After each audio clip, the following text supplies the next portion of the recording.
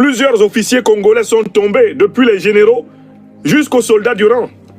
L'armée congolaise est en train d'être saignée à blanc. Et il y a une grande question qui se pose. Comment on met fin à tout ceci?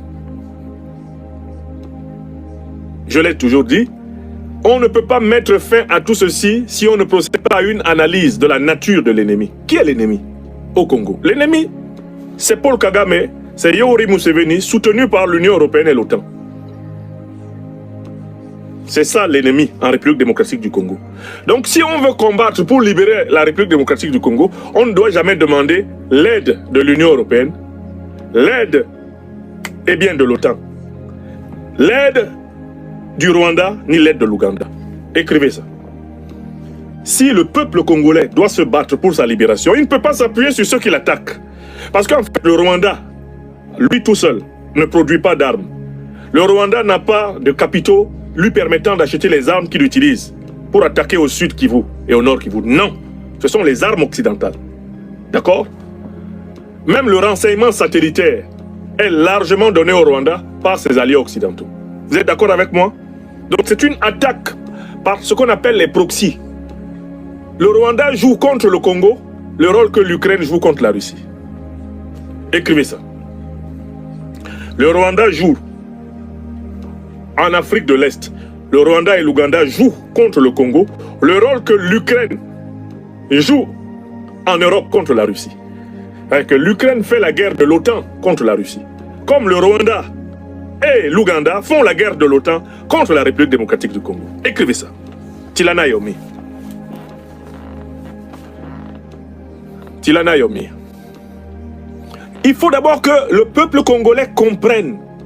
Il faut que l'élite congolaise comprenne. Il faut que la diaspora congolaise comprenne. Et il faut que tous les Africains du monde entier réussissent à accéder à la compréhension de la nature de la grande déstabilisation du continent africain. Sans compréhension, on ne peut pas mener une révolution favorable au peuple. La compréhension. La compréhension.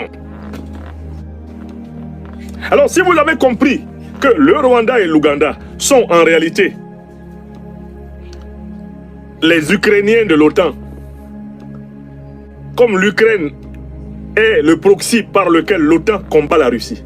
Si vous avez compris cela, exactement comme vous voyez en Afrique de l'Ouest, la CEDEAO utilisée pour attaquer l'AES, l'Algérie utilisée pour attaquer l'AES, exactement comme vous voyez au Moyen-Orient, Israël utilisé pour frapper les pays arabes, la Palestine, la Syrie, le Liban. Le rôle d'Israël, c'est d'être là pour les chicoter. Attaquer l'Iran. Une fois que vous avez compris cela, vous vous déplacez dans l'océan Pacifique et vous étudiez le rôle de Taïwan. Et vous voyez que Taïwan est instrumentalisé par l'OTAN pour attaquer la Chine. Exactement comme dans les années 60, Cuba était utilisé par l'Union soviétique pour attaquer les États-Unis.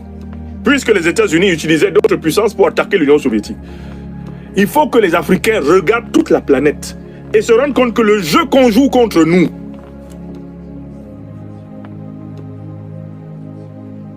le jeu qu'on joue contre nous en Afrique est un jeu qu'on joue ailleurs dans le monde, d'une manière très lisible. De telle façon que si nous lisons bien le monde, nous comprenons bien l'Afrique.